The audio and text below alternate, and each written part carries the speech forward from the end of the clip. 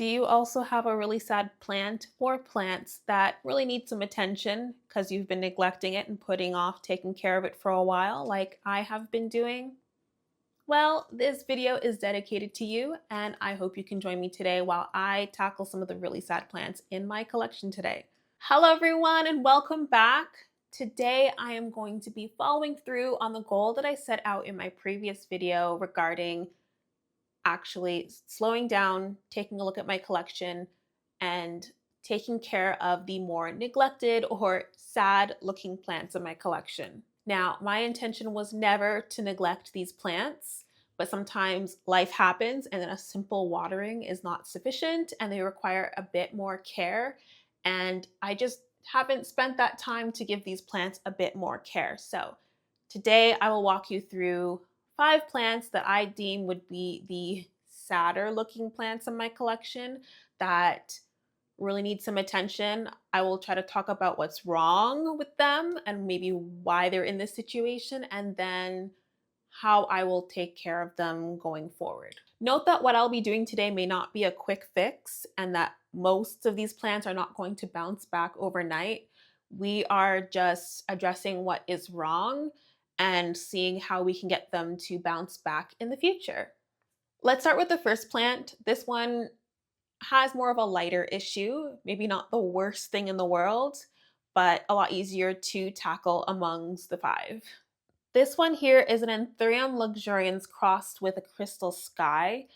I purchased 2 berries by someone locally and I got 3 seeds, and there's actually 3 plants in here. So there's 2 larger ones and then there's one really tiny one inside the pot. I actually didn't know that one was still alive, but I'm now seeing a leaf come from it, which is really exciting. And yeah, I actually planted these berries October 30, 2024, and I am certain if I had taken better care of this plant, it would have been much larger. Right now, this pot is basically just roots. And this plant is more than just root bound because I cannot keep up with watering. It's almost like I have to water every other day for me to quench the thirst of this plant. So, yeah, the only issue with this one really is uh, they need to be separated or up potted and maybe put them in soil. They're still in vermiculite, which I rooted the seeds in, and they don't really get much nutrients or fertilizer or anything like that. And anthuriums are maybe not the heaviest feeders in the plant world, but they do like their fertilizer, and I'm not doing that.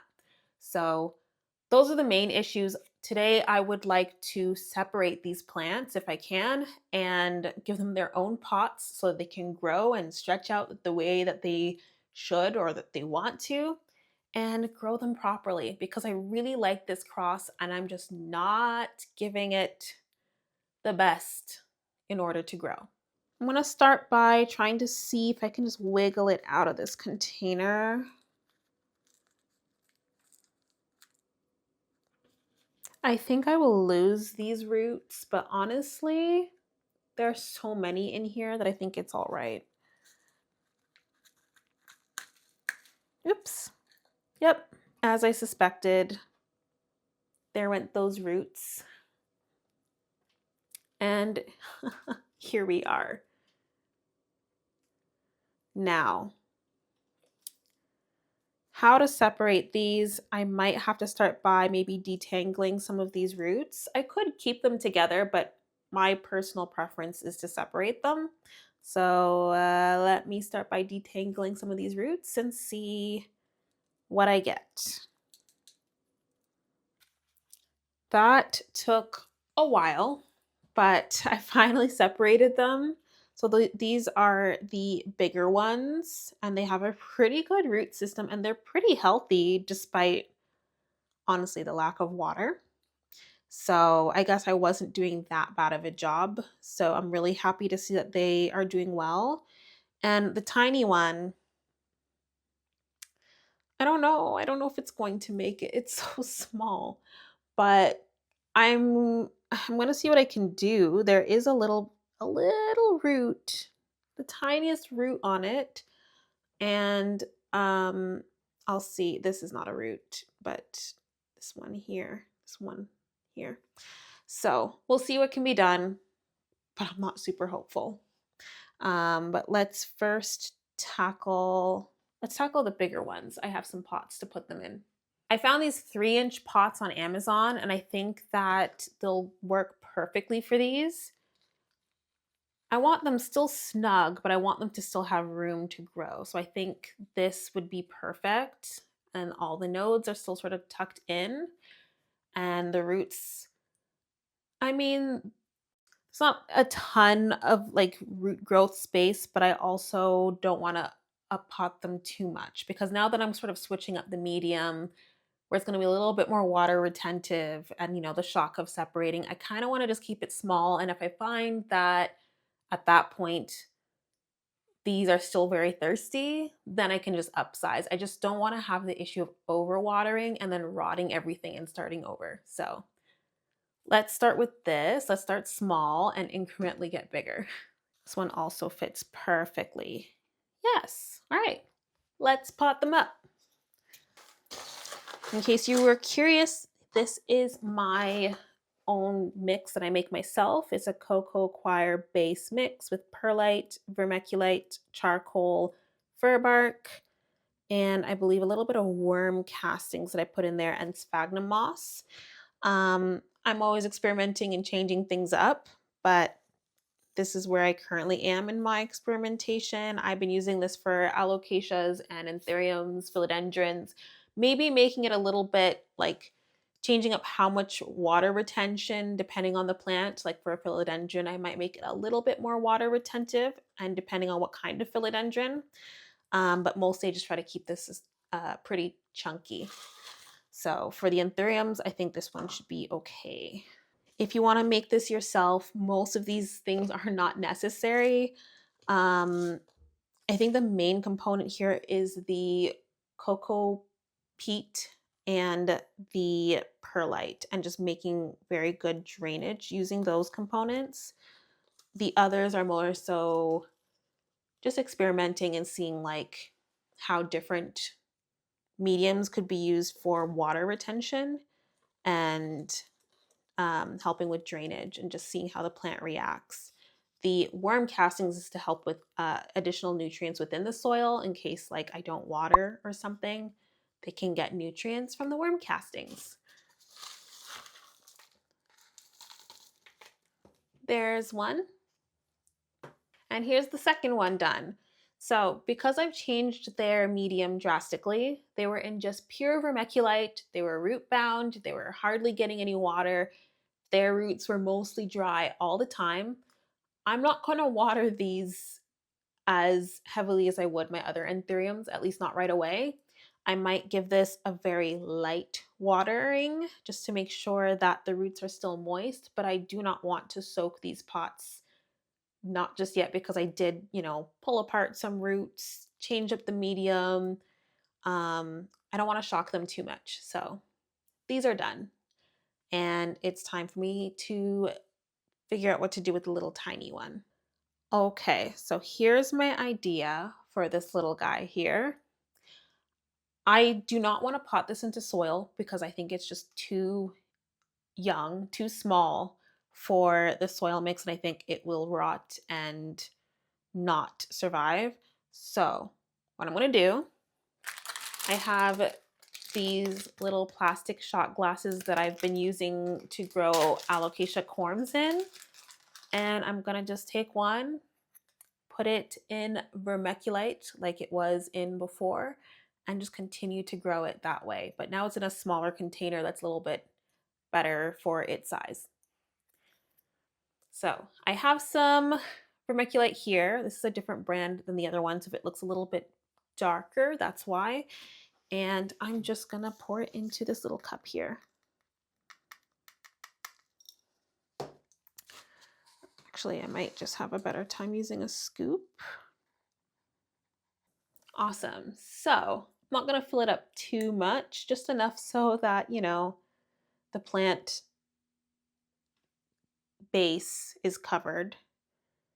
And Yeah, I'll give that a light water and see how that goes.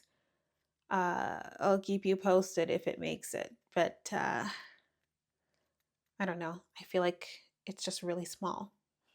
So yeah, those are the three anthuriums now potted up, now finally taken care of. I've been meaning to do this for so long. I think the only thing that is left that I would like to do is maybe just give the leaves a quick wipe down, just a routine cleaning of like any like random residue that might be on the leaves. And honestly, just a pest prevention thing. I do have a spray that I routinely spray on my plants to do that I make myself. So let me just grab my spray and just clean the leaves a little bit.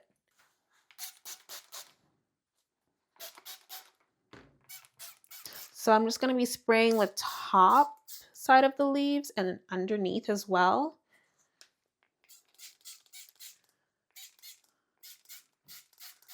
And then just wipe them down with a paper towel. And now these are done. As I mentioned before, I'll just give them all a quick water, very light water, and yeah, that's basically it. So now it's time to tackle the next plant. The next plant is, or was, my beautiful Dendrobium hibiki. I'm actually shocked that this plant is in this state. This is the first fancy orchid. I don't know the right word for this, but like it's the first time that I actually went to like a dedicated orchid shop to buy an orchid. I got this one from Roehampton Orchids in Toronto, and it was doing so well. It was beautiful, it was lush, and I have no idea why this happened. I don't know why. I noticed in the summertime, I had it in my cabinet, and I guess it was just too hot. And this plant does like warmth, but I think my cabinet went way too warm, like above 90 degrees Celsius is my guess. And I don't think it liked it, and I don't think I kept up with watering. So it dried out a lot. I would water it and overwater it, then I would have it sitting in water. And then I basically killed a lot of the roots, and now I have a really sad plant. I thought this plant was a goner, but I am seeing green. I'm seeing canes growing. So I have some hope for this plant. I just think I need to do something to make sure that it bounces back this year because I really love this plant. I really do. And I'm so sad that I let it get to this state. I think I had specifically avoided taking care of this one because I was just in that much disbelief that it had gone downhill that fast and this far. I also find that sometimes reviving orchids can be a little bit tricky or difficult. And especially when they have so many roots like this, this plant was root bound in this pot almost. You can start seeing the roots coming out the bottom, but you can see a lot of them are just not healthy. They're just not. So, what I might do, I might go through and see if I can get rid of some of the rotten roots and maybe give it a fresh place to reroot because this plant is still alive despite what it looks like right now. I'm absolutely mortified to repot this, but let me see if I can just get it out of the pot.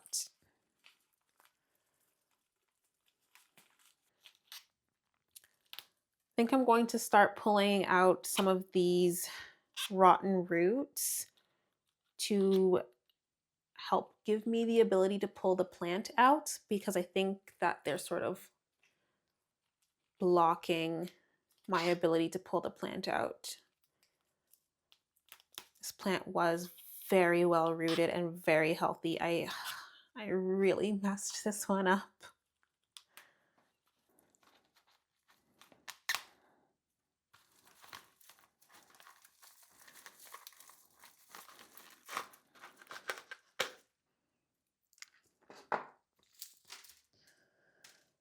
Oh man. All right, so that's what it's looking like. Now keep in mind, orchid roots are usually healthy when they're bright and white. Most of these are looking brown or black, which is not very healthy. So I do think I'm gonna have to chop a lot of these roots. I do have my pruners here, so I think that's what I'm gonna start with right now. I'm just gonna use some rubbing alcohol and get started.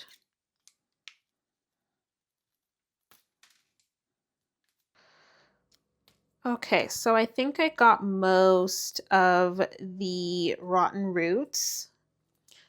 These roots are still going to be pretty fragile, as actually these are the oldest roots of the plant.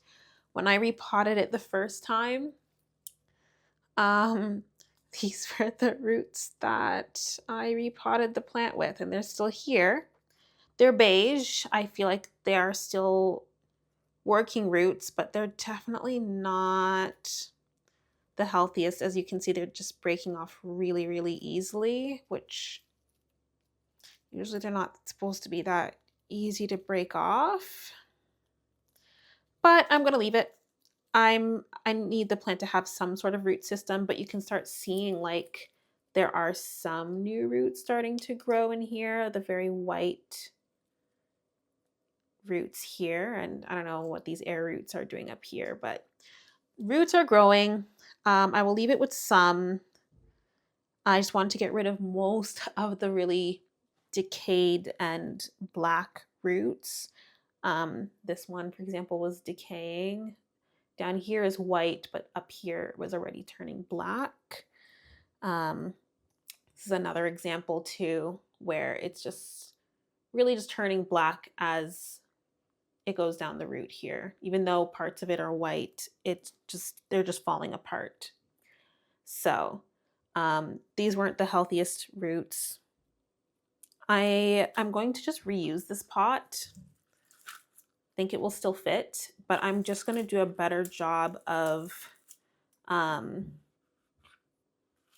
well, I'd be doing the same thing that I did the last time when I repotted this, just cover everything in sphagnum moss, make sure everything is nice and moist. And what I'd be doing a better job of is consistent watering.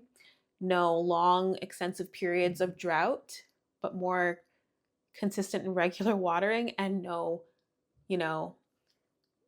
basically drowning the plant in water because you try to keep up or catch up or whatever. What I should have done when I noticed it was drinking so much water during the summertime was put it in a bigger pot, because it literally just was that thirsty of a plant. Me trying to fix it by putting more water at a time was not going to fix that problem.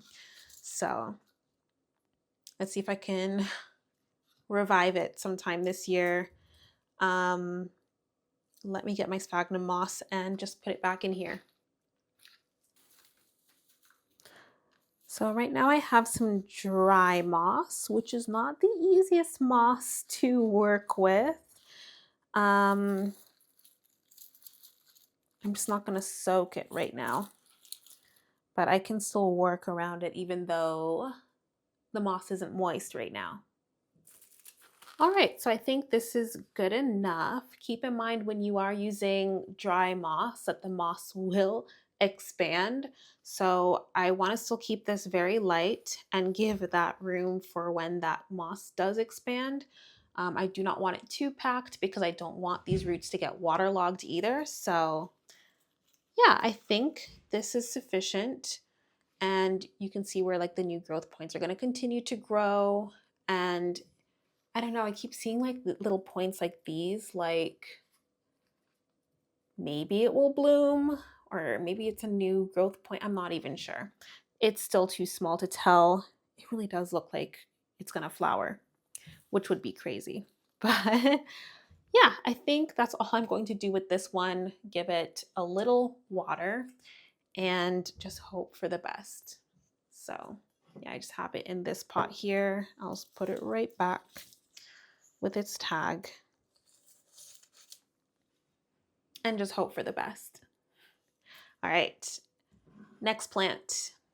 This one here was an import. This is an Alocasia Golden Bone Pink Splash. I imported this one through a Toronto importer in July 2025, and it was doing so well. It looked great. It did really well on transportation. Um, it was doing amazing, had a really good root system. Why does it look like this? So, my guess is that this plant was a very, very, very thirsty plant. I had a very big chunk of a rhizome and it had really well rooted in this pot. And I fell really far behind on watering. And I don't think those roots were doing well. The leaves started to keel over because I wasn't keeping up. And doesn't matter how much water I put in now, the plant has already uh, the plant is already dealing with the effect of lack of moisture for too long. I don't know if these roots are still healthy. And although it's still growing for me, this plant is so resilient. Although it's still growing for me, I don't think the conditions for this plant is the best. And I do think it does need a repot.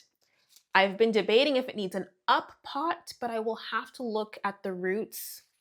Right now I can't see them very clearly because the sides of the pot that I have here is covered in algae. But I do want to take a closer look to see if this is really the best situation for it, or if I should up pot it, or is there something else that I need to be doing? So I added this bit of sphagnum moss around the base here because, well, it's just a bare stem here. So I thought it would help with rooting. I only just recently added it, so maybe it could help with rerooting a little bit higher if down below is not looking so good. But we shall see when we do the repot. For this plant, I'm going to start by just taking off these dried leaves.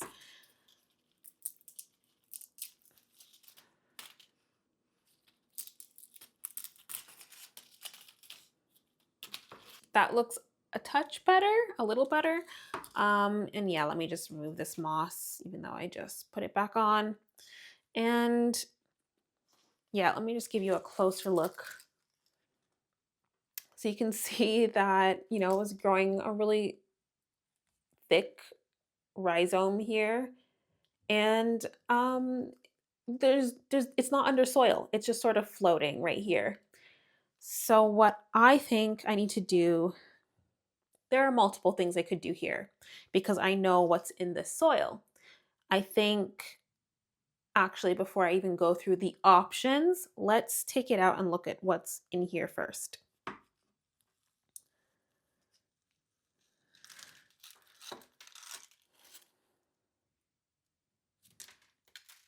Okay, that was my concern, that the roots rotted. The fact that I was able to take it out that easily. The roots back in the day kind of spiraled inside of this cup here. And yeah, they've just rotted. It just doesn't look good. So multiple things I could do, but let's start by just taking the soil off.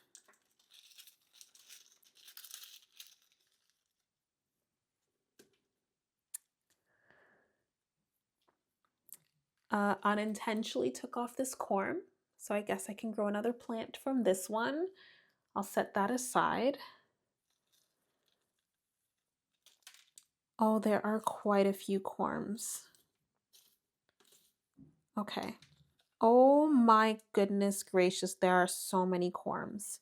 I have so many corms going on here. Like, I only saw these little like top ones, like they were very small, but I didn't know there were so many large ones down here. So instead of growing roots, I guess this plant has been growing corms. All right, so the options I was talking about earlier was, yeah, I could just get a pot that would basically host this plant or pot it up from here to here. So it'd be a pretty big or deep pot if I could find one. But the other thing is I knew because when I got this plant and when I imported it before I put it in the mix that I have here, I knew I had this rhizome, and this plant grew from this rhizome here. So what I could do is just separate this plant from the main rhizome and then try to grow another plant from this rhizome. I could also chop this rhizome up to create more plants. Now, do I really want to do all of that? Maybe not. The main thing to keep in mind, this plant doesn't have roots. So whatever action I take, I have to keep in mind that it's going to affect the leaves up here or any further leaf growth, and that if I do chop this, I might be forfeiting the new growth, which maybe I'm okay with in the interim, because as long as I have the main rhizome here, which looks really healthy, I will still have the plant and it will grow back. It will bounce back. So I am leaning towards maybe cutting off this rhizome here, or just splitting it up from that main one that it grew from. And honestly, I did not consider what I'd be doing with these extra corms. I might take off some of them since I am chopping the plant anyways, and then maybe propagate them and grow some baby golden bone pink splashes that I could just add to the shop later if people are interested. They're really cute. I do like the golden bone. These ones just add a little bit of a unique touch. So yeah, I guess we're going to be making multiple golden bones now. Let us try that. Let me get my pruners. All right, so I'm going to just cut this plant maybe right in here. Right in there.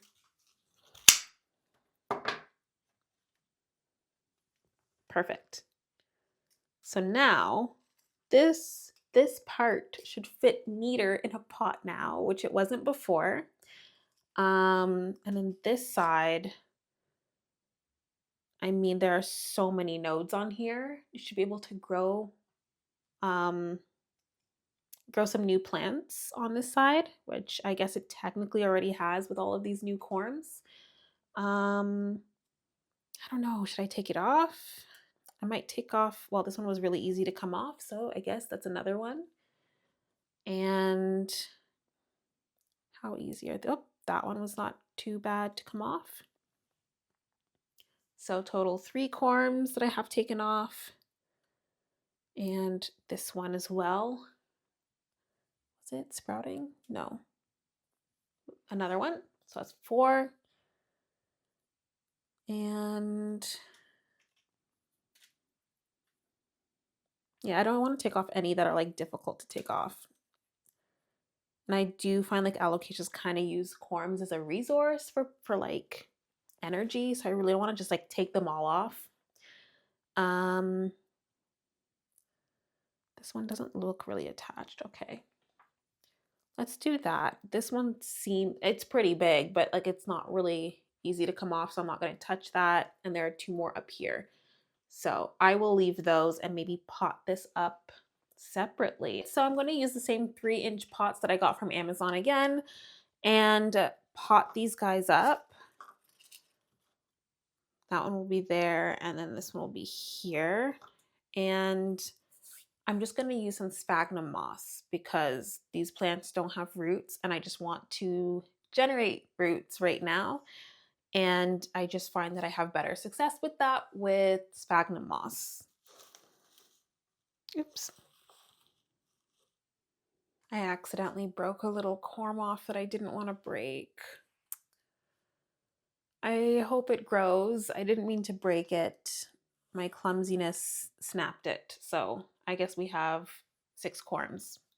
And this plant will have 2 more. So hopefully I don't break any more. Awesome. So I think this is good enough. Again, keeping in mind I am using dry moss, so they will expand when I water. And I'm going to keep these very moist and in pretty high humidity. I'm going to put them in my grow tent so that um, they can bounce back because, well, there are no roots. So the best I can do is keep pretty good humidity around the base of the plant and help encourage roots and just help the plant or help prevent the plant from keeling over. I know people might be wondering why I'm keeping this leaf on. I probably should just chop it. It's just because it's not easily detaching by hand. But yeah, let me just chop it off. Most of it is dried up. Okay, now it looks much cleaner. And yeah, I'll just give these a quick water and these are now done. As for the corms, I am going to reuse the shot glasses. This is what I've been doing with a lot of my alocasia corms because these are like the perfect size. And I use a lot of different rooting methods for corms. I'm just debating what I might do with these ones. I think for now, actually, the more I think about it, just because I have access, got one too many of these. Because I have my sphagnum moss here, I might just put some sphagnum moss around these and root them using sphagnum moss. Yes. Okay, so now I have my 6 shot glasses of alocasia corms. So yeah, I just put a fluffy amount of sphagnum moss in here. Again, dry sphagnum moss, so I'm treating it a little bit differently. And then I just have the corms just sort of peeking out and slightly covered. And then I'll just put them in a dome in my grow tent and just watch them grow. So here are the 6, and I'm just hoping for the best for the little tiny one. We'll see how that goes. This plant here is my Philodendron El Choco Red. I love the color. I love the texture. Grew this plant from a very, very tiny vine, basically, to this size, which I'm really proud of. And, it's not huge, but it was on its way there. But notice how the leaves are not looking so great, especially the newest leaf here. And well, apparently I'm not the only one who loves this plant, but apparently thrips do too. I found a bunch of larvae just sitting in this leaf here. And so that cabinet that I had, I have like a Dr. Doom thrip killer. Everything was sprayed. And I'm just religiously spraying them. And so was this plant. And I just honestly pulled it out because I was worried about how many thrips were on this plant. So I'm really sad that it is not looking so good anymore. And well, it also has this really long stem here with no leaves. And all of the foliage is now is just up here and it's not even on a pole. Now, one thought is, do I extend it and put it on a moss pole here? But honestly, just because I don't see any roots, or not roots, any leaves going on here, maybe I should just chop and prop this one. I really hate chopping up my philodendrons like this, but at the same time, I don't love how it looks right now. I think starting over might just be the right call. I have already done some treatment on this plant when it comes to, using the Dr. Doom thrip killer spray. I also use my own deterrent. It doesn't really kill insects, but I do have my own mix that I do with neem oil, water, castile soap, and such. And I spray my plants down often to help prevent these issues, but sometimes they forget to spray and sometimes it just happens either way. I will show you what I will do with this plant, knowing that it has had this issue and what I'm going to do to just propagate it really. Let's see where I should chop this plant because the vines down here seem so thin and I can't tell what's actually rooted back here. I'm starting to wonder multiple things. If one, I should just like make different chops along here so that they can root and just start growing like within the pole without me actually taking them off. Um, you know what? Yeah, I think I might do that. And then what I will do for these up here is just make some top cuts. Yeah, make some top cuts up here and just pot them up and have them root on their own. So I'm gonna have several different pots of El Choco Reds.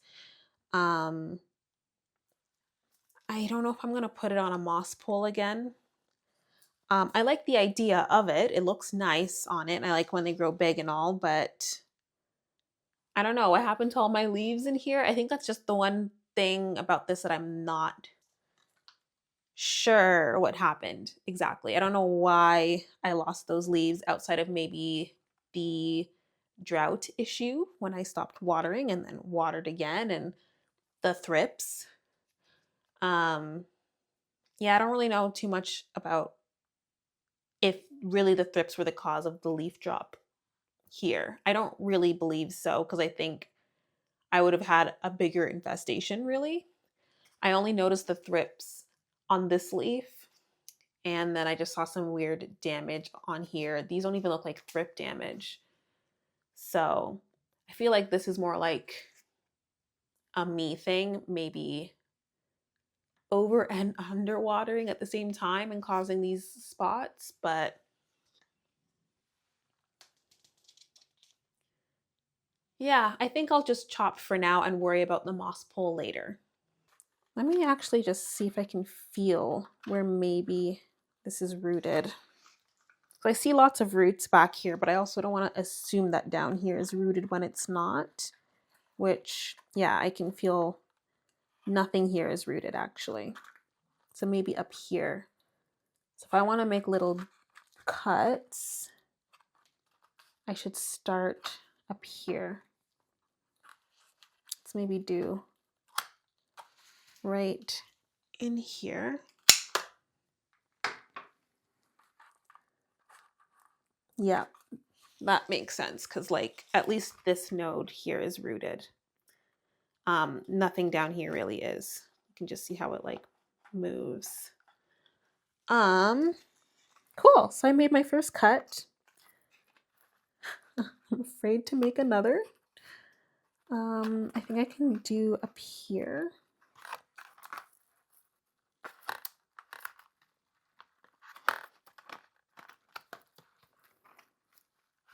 Actually, how much of this is actually, let's see. Okay. So I'm gonna have to do one more cut because this node is still rooted in here.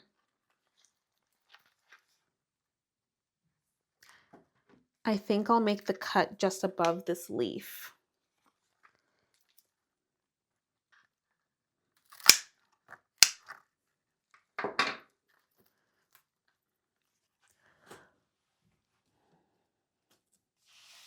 Okay, so I have two cuts in here. I'll leave this as is.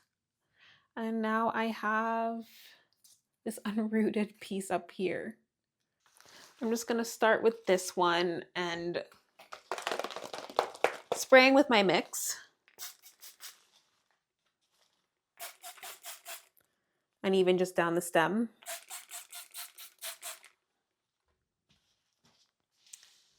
And I think I'm just gonna leave it just like that for maybe a couple of months, honestly, and just see how it grows from here. As for the top cut, one thing I'm just gonna do quickly just because I can see it. Any of these like sheaths and stuff, these little brown dried up pieces I'm just going to take off because, well, pests can hide underneath these little things, and knowing that I had thrips on here already, I just want to make sure they can't hide anywhere. Anything I spray them with will get them. I'm routinely spraying this plant. I'm not playing around with thrips. So I've done my best with taking off some of those brown sheaths on this plant. Now, I feel like I'm gonna have to take a few more cuts on this plant because if my memory serves me right, I just find that philodendron El Choco Red is just really difficult to root. And I guess not that it's like just difficult, but it just takes a really long time to root. And I feel like if I keep this whole plant just like this and try to root it with all of these leaves and no root system, I feel like I'm going to lose most of the plant before it ever does root. So I think I'm going to take a cutting at each node, at least at each node, as long as there is a leaf. For example, this one, I see a node down here and an area for roots here. So I will just chop it right there. Oh my goodness. There it is. So that can start a new plant. I'll do the same for this one. That's a new plant here. Also has a node, like a place to grow from in there. And then I think I'll just take one more here. There we go. So this one, there are no leaves here, and there's this new growth point, and then this little sad one up here. I think I'm just gonna leave this intact and just try to root it just like this. Before I start putting them in their new place to root, I am just going to give them a quick spray, just like the other plant. Back and front. Okay, now let's get these guys set up. All right, so now that is done. I decided to use the 3-inch pots again that I got from Amazon, pot them up in sphagnum moss, and I just used some like skewers to help keep them upright because they just kept falling over, and then just use some plant Velcro to sort of just keep them attached to the little skewers. So again, we'll just lightly moisten the sphagnum moss and just hope for the best that these root fairly soon. I just find that they take so long, but I will hope for the best since these are coming from a thicker stem than like the very like thin one from the main part of the plant. I don't even know where I put it right now. I put it somewhere. Oh, here. Like this is very thin, and I feel like when I try to reroot something like this, it can take months. So since this is coming from a chunkier part of the plant, like these are from like a little bit of a thicker stem, I'm hoping that they root and start to grow fairly soon, and then I will keep one of these for myself. I'll figure out which ones. But yeah, that is it for the El Choco Red then. Yeah, I'm really happy. We just only have one more plant left. The last plant, which surprisingly looks maybe better than it really is my Philodendron Burl Marx variegated. I love this plant. I probably should have staked it, and I didn't. It's not on any moss pole or anything. And I can tell you right now, my main issue with this plant, it doesn't stay up. So it basically, I either have to prop it up against something or I find it flopped over like this all the time. And yes, I could maybe just get something to stake it up but there's a lot of stems to stake right now. And I don't know if I can manage something like this anymore. So the dreaded day has come, and I think I just have to butcher this poor thing and take some propagations because I really cannot manage something like this as much as I love it. Um, it's a gorgeous plant. I know they're fairly common, but I really, really, really, really like this plant. It grows very easily, but one thing I learned, you might want to stake it. It doesn't grow tall very nicely. In fact, the reason why I have this plant, it was a gift 2 Christmases ago. My friend's plant was tall, maybe something like this, I assume, and she said it fell and it broke into several pieces. This was a piece from one of from that plant when it fell and broke into pieces. And I really don't want this plant to break into pieces for me. I would rather be the one to decide where and how I will propagate it. So that's what we'll be doing for this one. I really don't like cutting my philodendrons. I really don't. Where should I start? I'm definitely going to try and do something like a top down type of thing, like cut what could be a nice cutting from the top and then work my way down. I just might have to organize some of these leaves a little bit so I can tell where I want to cut. Let's start on this side because I actually see maybe some areas that I could cut. I see some nodes here and here that kind of have roots starting. So let me just start by making a chop right here and see what that looks like.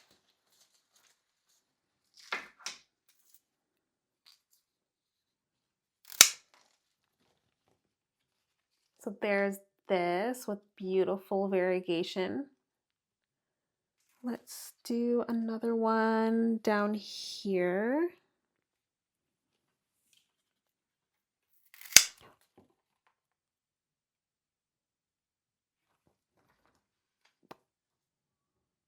I accidentally chopped a leaf and it was such a pretty leaf. I mean, I also got this, but I didn't see when I also cut the leaf. Oh my gosh. I'm a little bothered by that, but it's okay. So there's this one. I don't really see variegation on the leaves, but you can kind of see on the stem that it could produce some variegation. Put that there. Okay, I want to be very mindful to watch for leaves. I don't think I've never done that before. Oh, that hurt. I can't believe I cut the leaf off. Okay, let's pay close attention. I will cut down here.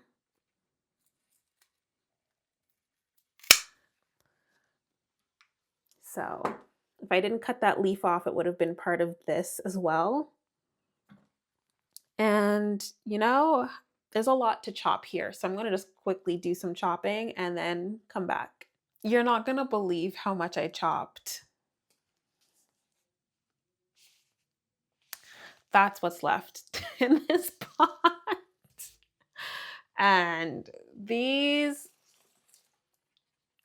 are all the cuttings that I made. So a lot of them, I guess, have a little bit of variegation on it, but like some of them are all green cuttings too. So I have like quite the mix.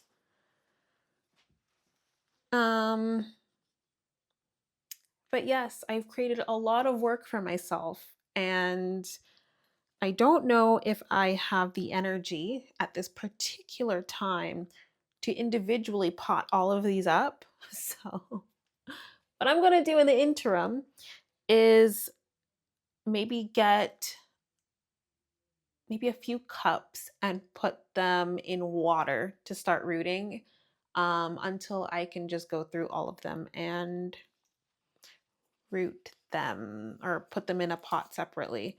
But I just these are a lot of cuttings.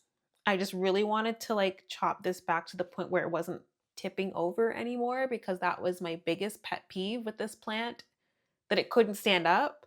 And I know I guess I could have staked it too, but really I didn't include this cutting in the bunch because this is the cutting that I just want to keep.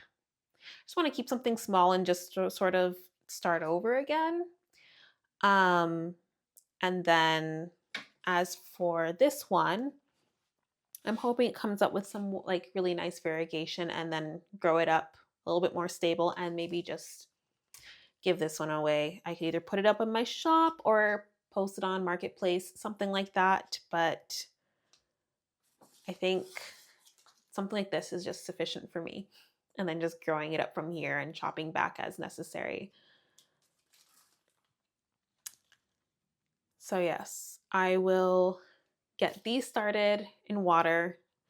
I have to find something big enough to put them all in, or just get many, many cups and put multiple in one cup. But yes, problem is now solved. This is not going to tip over anymore. And I have one less thing in my plant collection, or 5 less things if we look at all the 5 other plants that I did today, that will not be stressing me out. And I'll feel happier looking at these now and managing something like this in water. Looks like we are done. Those were the 5 plants that I wanted to tackle today. My anthurium, my dendrobium orchid, my alocasia, and my 2 philodendrons. They all had different needs and different things that needed to be done to intervene. They will also have very different recovery time. As you can see, like, the alocasia had no roots. My anthuriums, I'm pretty sure, are going to bounce back pretty quickly. We'll see about the really tiny one. My philodendrons, questionable. They might take a bit of time to root, but I'm pretty sure they'll bounce back. Um, but yeah, I think the one I'm worried the most about is my dendrobium, my little orchid. But we'll see. As we know, like, orchids are pretty slow growing, so I'm just keeping my fingers crossed. Let me know if you are interested in watching me do more sad plant care. I do have others. These were just the 5 that I wanted to tackle today. And let me know if you want updates on these. I probably will be doing updates on them anyways, especially like the dendrobium is very sentimental to me. So I'll probably keep you posted. But let me know what you think. If you enjoyed this video or if you learned something new, feel free to hit that like button. If you have any questions, comments, suggestions, recommendations, anything at all, feel free to add in the comment section below and subscribe. My aim is to have more educational content this year and probably doing more repotting with you guys, maybe talk about things going on in Thailand, things like that. Let me know what you're probably interested in as well. And well, that's everything. I hope you have a lovely day and I will see you next time. Goodbye.